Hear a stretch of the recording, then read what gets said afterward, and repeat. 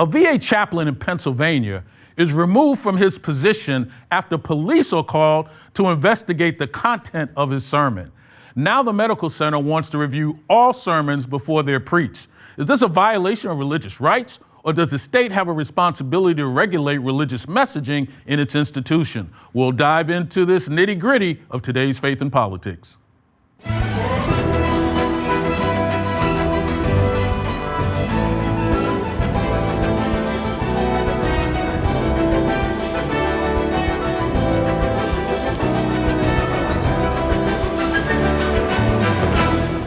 Welcome to Faith and Politics, a show dedicated to discussing the issues surrounding the intersection of church, state, and politics, and examining whether your faith is shaping your politics or is your politics starting to shape your faith.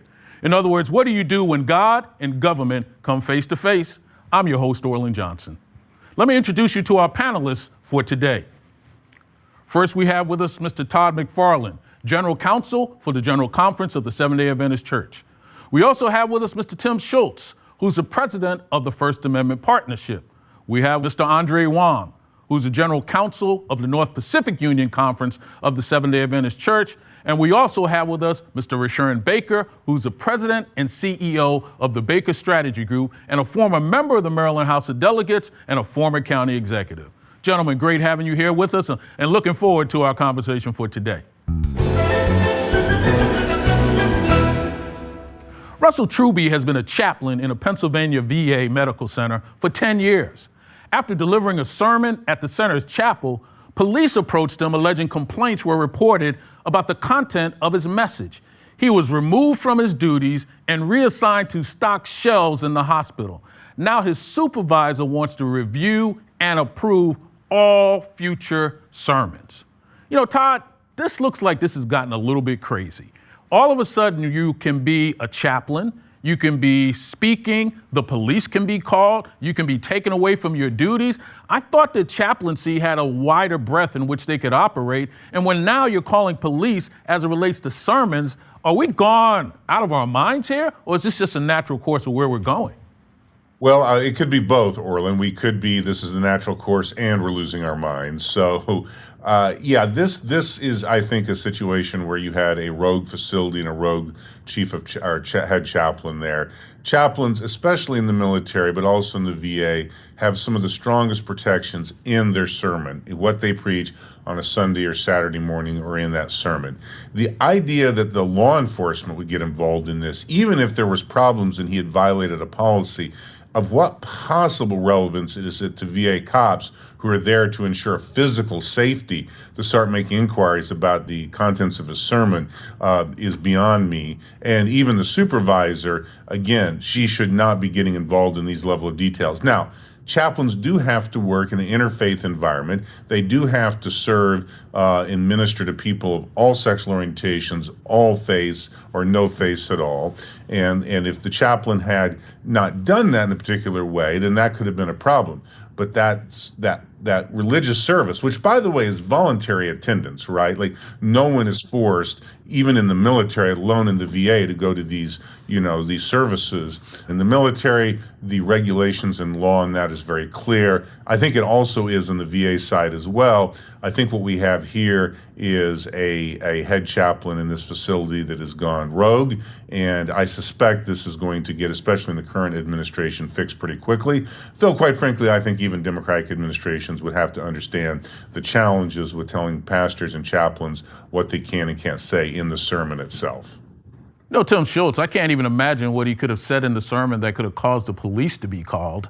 But even that being said, you think that maybe I'd call my local pastor or read my Bible more before I call the police. I mean, this seems like this has gone way overboard. But in the same breath, I guess the question is, maybe this is recalling how we just really look at chaplaincy. Maybe they don't get the wide breadth that we thought they should have. And I'm wondering if that's a bridge too far as well. Well, two things. I mean, obviously, Orland, sometimes preaching does cause local disturbances. If you read the book of Acts, you see all kinds of examples of that. On the other hand, I haven't read into the deep details of this case, but I do understand that this gentleman's sermon was from Romans chapter 1. I'm familiar with that chapter of Romans. It's pretty famous, but it doesn't include the passages at the end that deal with hotly contested current social questions around sexual orientation and gender identity. I mean, that's one passage where the Bible is speaking to those questions in particular ways. I wouldn't be surprised if that was at least partially the basis for this so-called disturbance of the peace. And I think, that says something about where we are as a society on those questions. They're hotly contested. They lots of times lead to tempers flaring and strong words being said and, police being called. And I do agree with everything Todd said. This does seem like a rogue incident that is worth talking about for what it stands for, but probably isn't part of a larger problem. Sharon, as one of those military kids who moved around from base to base and both internationally and domestically, I got to imagine this probably touches you a little bit differently. The idea that chaplaincy is so great in the military and in many of our healthcare facilities, being treated in a way where, somehow you have to go stock shelves at the hospital while they determine whether or not your preaching skills are at a level that people are comfortable.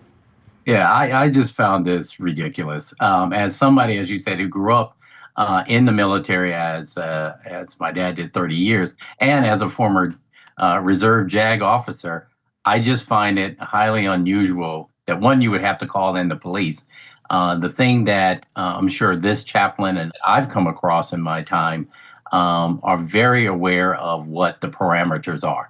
So to have it where you're taken out of your duty and stocking shelves, or that somebody is looking over your sermons, clearly this has gone awry. There are mechanisms in the military to talk with the faith community that are serving there, and so I agree with everything that's been said. Even in a Democratic administration, this would not be tolerated. Certainly, we want to provide, like you said, that people have an opportunity to go and worship in the way that they want to, those persons they're serving. So this is crazy.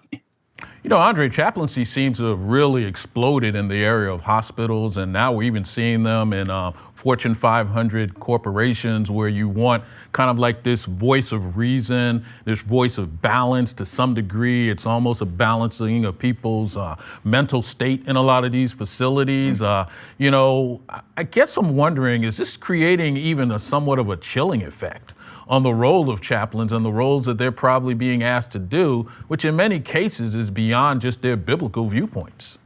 Yeah, so serving as a chaplain isn't just a job, and serving as a VA chaplain, it's a role created by the government to provide spiritual care for veterans.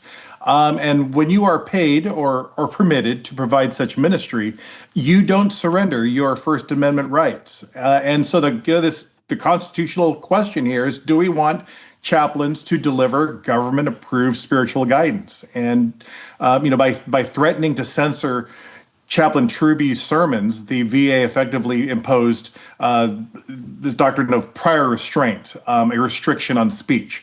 Basically, you may serve, but only if you conform to our approved message. And so that's dangerous, not just for chaplains, but for veterans who rely on chaplains for honest, conscience-driven spiritual care. And going back to Todd's question on corrective measures by the administration, the new Secretary of Veterans Affairs, Doug Collins, did respond and rescinded that proposed speech code and reaffirmed that there is no national or local policy that inhibits chaplain sermons. So we, as expected, we did see the administration respond to this case. Yes, I think one thing that our listeners might be wondering or asking themselves is, well, why is the government hiring chaplains or ministers in the first place, right? Separation of church and state.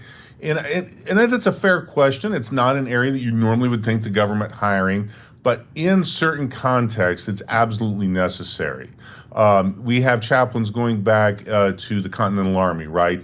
In the military context, in the prison context, in the hospital context, you have to have individuals in those facilities, in those institutions providing spiritual care, right? You can't, especially in the military, you just can't have pastors showing up, in the field or in military bases. They're, in domestic settings, people can do off-base ministry, but it would be a denial of people's right to have spiritual care if the government did not make allocations for that being provided. Even the most, sort of left-wing, anti, separation of church and state individuals have never advocated for the elimination of a chaplaincy corps in the United States. So I think that's an important context to have here, is that, if you're going to have people in the military, you got to minister their spiritual needs, and the only way to do that is to hire chaplains. So to also say, the U.S. military is very good about making sure that it hires chaplains from all different faiths, Protestants, Catholics, other faiths, Muslims, Hindus, etc., and keeping a nice mix there, and making sure that those chaplains can minister to people of all faiths. But that requirement to minister all faiths does not serve as a restriction in their faith tradition sermons. Todd is absolutely right. Having grown up in the military, they made sure at that time, especially, most of your activities were on base. And so there were chaplains and rabbis, and they tried to cover the wide spectrum to give the message according to that religion. And so that's why they give the opportunities the way they do. And so to restrict someone from ministering to, especially to veterans and to military folks in their faith, is something that's uncalled for. And so they go a long way to make sure, the military does, that we cover a wide spectrum of beliefs. Yeah, Orlin, I was just going to say, anybody who's ever spent any time in a hospital at all, whether as a patient or a visitor or with somebody who's sick, that there's lots of people crying out for spiritual assistance in those situations. And sometimes they'll have a visit from their own member of the clergy, but in military settings, often that is not really readily available. So just recognizing that part of the human condition when in vulnerability is a desire to cry out for God. And sometimes people are too sick or infirm to be able to kind of do that in their own voice. Yeah. Having somebody there to pray with them or to provide spiritual counsel, or just, doing that with the family or loved ones of the person who's there, that's just quintessential being part of being a human being. So I think the fact that our government provides that for veterans, it would be malpractice for them not to, right? Yeah, and I think as we kind of wrap up this segment, the idea of being able to call upon some spiritual guidance, in particular in the midst of a health care issue, is something that seems to be not just Christian, but it just seems to be the right thing to do. Some may call it being more American than anything else that we can do. So I'm just going to wrap this up by simply saying that don't worry about content. Let's worry about the love that we have for individuals. Coming up, a former county clerk who refused to issue same-sex marriage licenses now sees her constitutional challenge rejected. Pro-marriage equality or anti-religious freedom? Find out what our panelists think when we come back.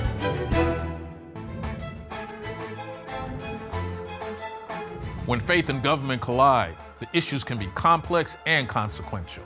Faith and Politics explores how religious conviction intersects with law, policy, and public life, offering depth, balance, and clarity with meaningful discussion and trusted insight. To see a bunch of our previous episodes, check us out at faithandpolitics.tv and subscribe to us on YouTube.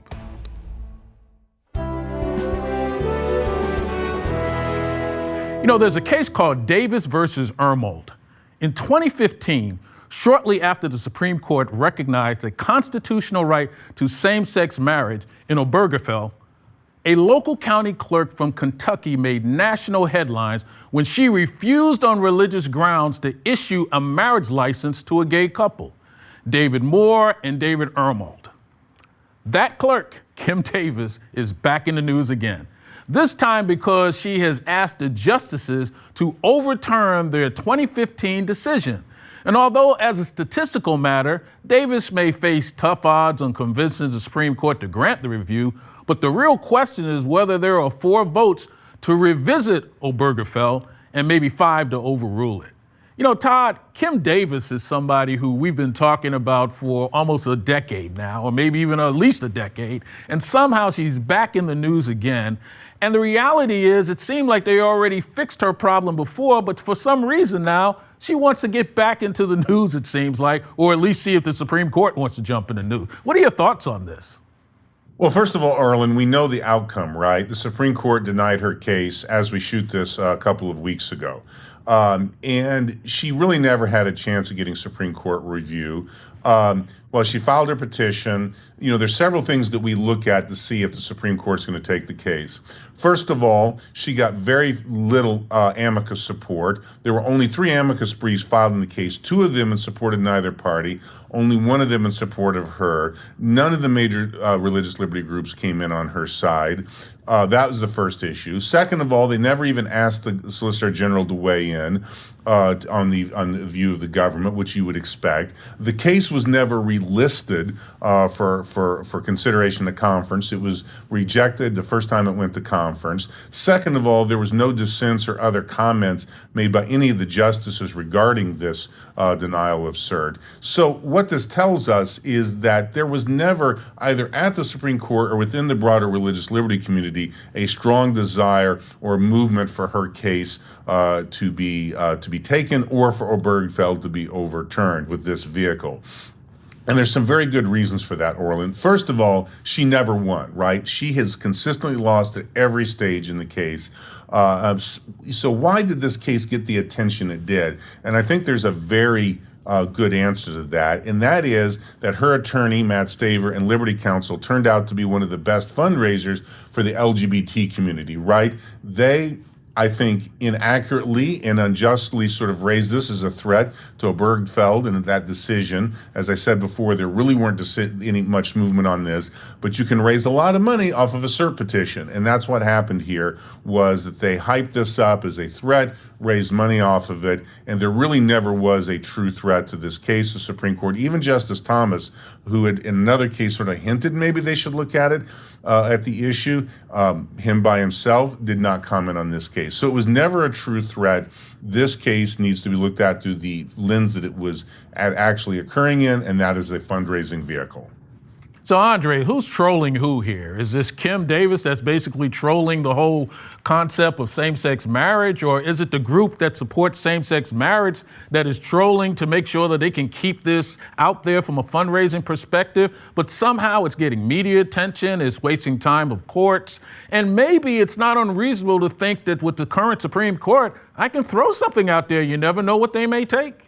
Yeah, Kim Davis has kind of found some quasi-celebrity status in this. Kim Davis isn't going to do what Kim Davis is going to do. So she was the county clerk of Rowan County, Kentucky, the official that is responsible for issuing marriage licenses, right? And so what the Sixth Circuit Court of Appeals held was that when she's acting in her official capacity, acting with the authority of the state, she was not protected by those First Amendment defenses that she had. So under the Constitution, government action is not insulated simply because the actor claims a religious objection. So in other words, a public official cannot substitute her personal religious convictions for the rights guaranteed under the Constitution to every citizen, including same-sex couples. So by refusing to issue the licenses, she deprived them of the fundamental court-recognized right to marry. And that's right. That just a couple of weeks ago, the Supreme Court denied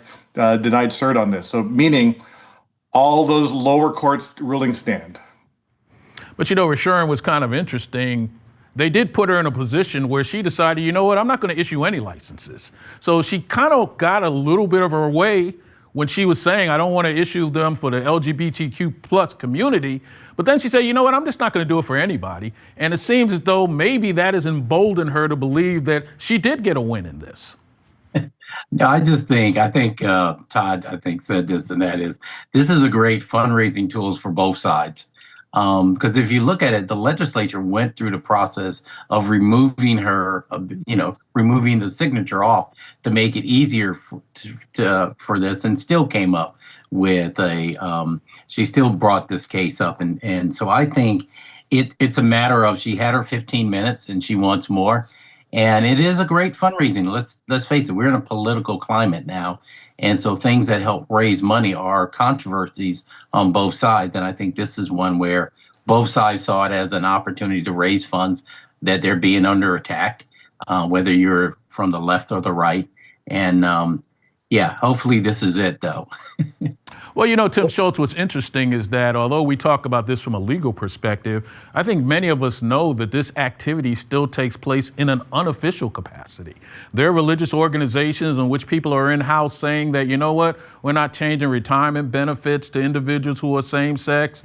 Some of these things are not percolating up to the court system, but they're almost like backroom activities that are taking place where people are saying, my religious beliefs should still be protected, and therefore there's some things I'm not going to do. And I guess the real question is, how do we deal with these, what I would call backroom operations that are engaging in these activities?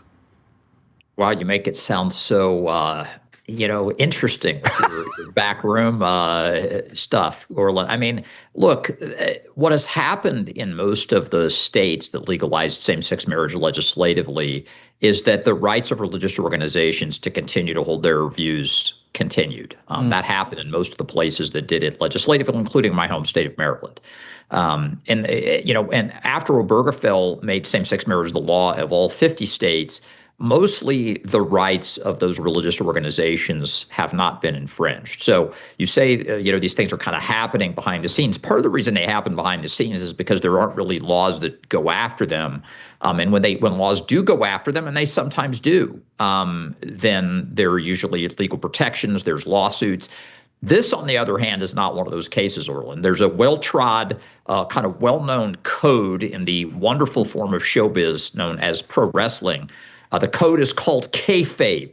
And kayfabe basically means you always kind of stay in character. You always kind of pretend that the show, what's happening on the show is real life. And I think this is an example of how kayfabe has bled into our politics. Everybody knows that Ken Davis isn't going to win. Everybody knows that the Obergefell decision isn't really under actual threat by this Supreme Court. But then there's a huge incentive to kind of keep the show going on, to stay in kayfabe, right? To raise money, to get the people's eyes on the in this case, the showbiz, which is the idea that somehow Kim Davis is this sort of heroine for religious freedom, or on the other hand, that she's threatening the rights of gay couples to marry. Neither one of those are true, but there's money to be made. Kayfabe has to be observed, and the show has to go on. Well, Andre, what I'm trying to understand is you have a lot of religious organizations that, although they understand this is the law of the land, they keep thinking that there may be a crack in the dike somewhere where they may be able to weasel in and start the conversation in a way, and thinking that maybe the Supreme Court might have the guts to turn Obergefell around in some form or fashion. But maybe they're just, whistling in the wind, and this really has no possibilities because this ship has already left harbor. Yeah, I mean, as Todd mentioned up front, I mean, just the silence that's been on the legal field here on this issue for on Kim Davis's side is telling.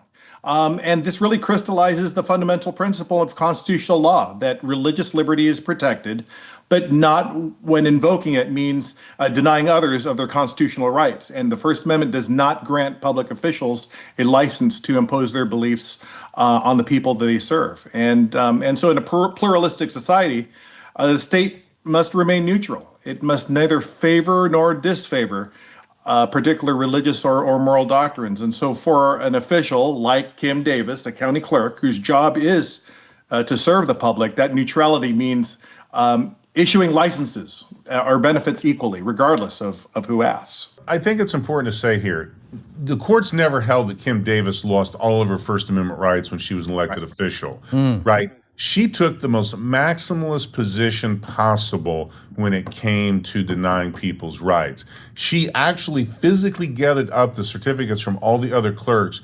Mind you, Kim Davis never issued a marriage license.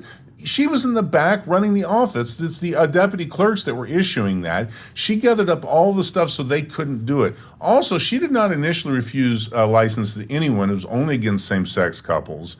And as Rasham said, when they took the name off of the certificate, she said it was her, she still had a problem with it, right? So again, I wanted to be clear here. Elected officials do retain First Amendment rights. For instance, would a judge be required to perform same-sex marriages? And I think the answer to that is no, they shouldn't be. Now, should the chief judge be able to prohibit all judges from performing same-sex marriages in the courthouse? Absolutely not.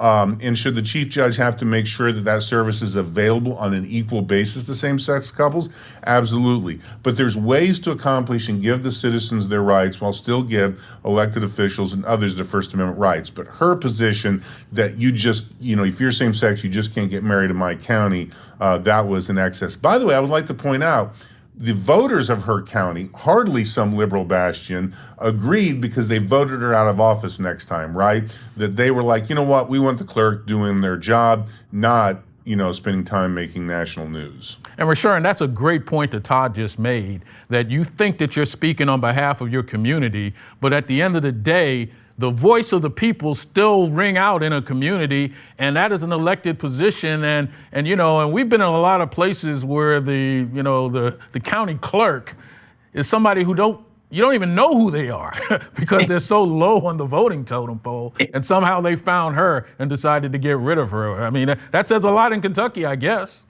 Yeah, it says that they woke up and found out she's costing the state and a lot of money. The legislature a lot of time, and they figured out a way to help her out, and she still wasn't satisfied.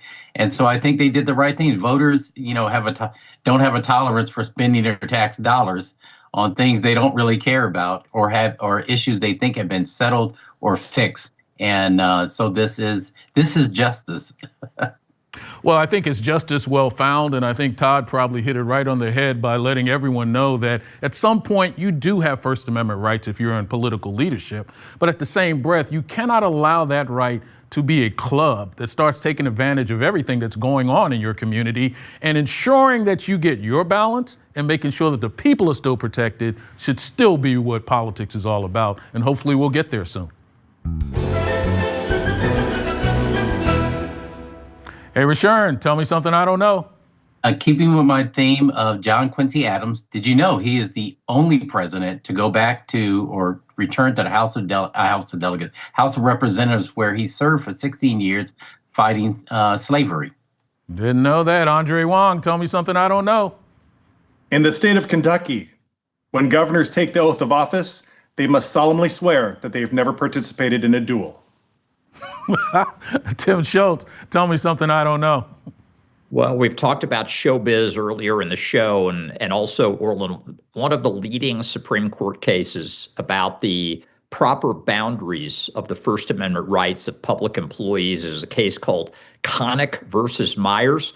Who is Connick? Well, he's none other than the longtime district attorney of New Orleans in the 80s and 90s, Harry Connick Sr. Todd, tell me something I don't know.